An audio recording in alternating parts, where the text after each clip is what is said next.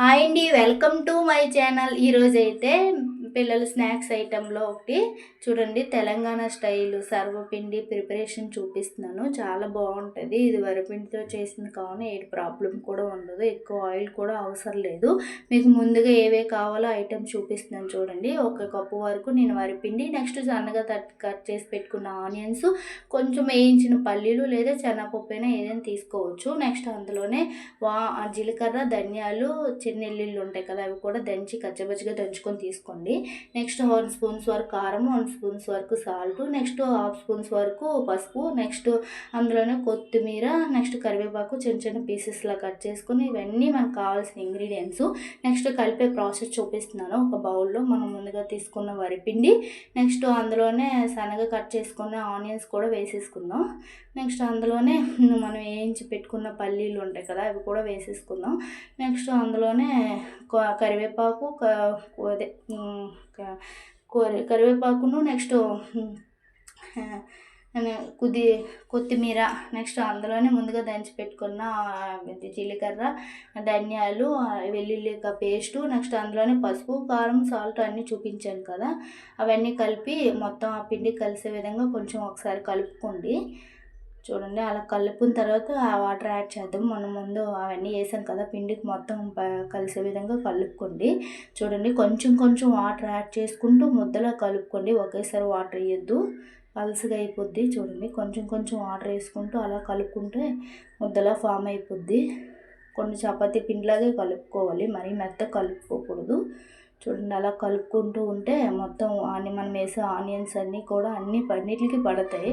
కొంచెం కొంచెం water add చేసుకుంటూ కలుపుకోవాలండి.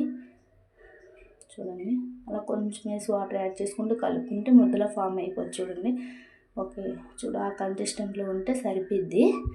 ఓకే, చూడండి, మనకైతే రెడీ అయ్యింది. మనం ఏ పాత్రలో అయితే మనం పిండిని పెట్టుకోవాలనుకుంటున్నామో చూడండి, నేనైతే ఇందులో పెట్టుకోవాలనుకుంటున్నాను. అందులో ఒక 3 స్పూన్స్ వరకు ఆయిల్ యాడ్ చేయాలండి, కొంచెం ఎక్కువనే పడిద్ది.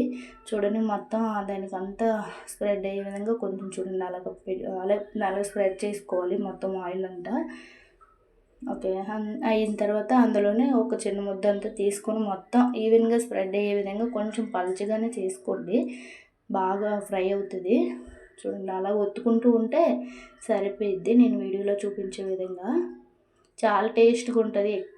ఎక్కువ ఆయిల్ కూడా కాదు, నెక్స్ట్ వరిపిండి కదా, ఏ ప్రాబ్లం కూడా ఉండదు. తింటే చాలా మంచిది.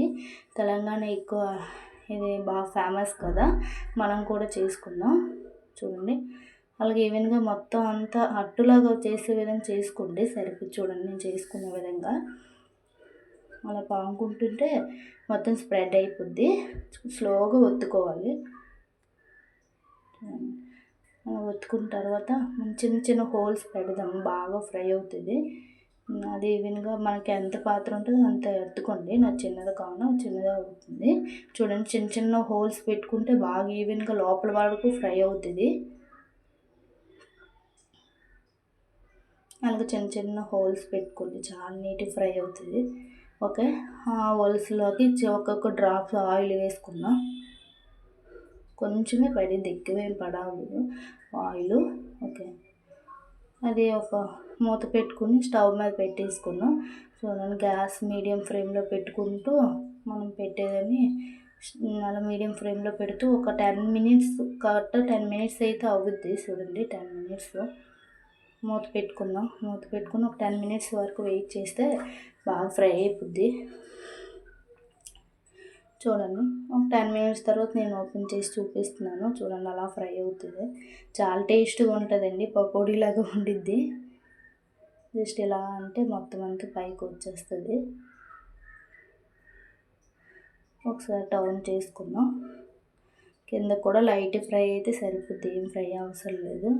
చూడండి, బాగా ఫ్రై అయిపోయింది. మనమైతే ఒక ప్లేట్లోకి తీసుకుందాం. చాలా టేస్ట్గా ఉంటుంది. ఒకసారి మీరు కూడా ట్రై చేయండి, పిల్లలు ఇష్టంగా తింటారు. Okay, thank you for watching.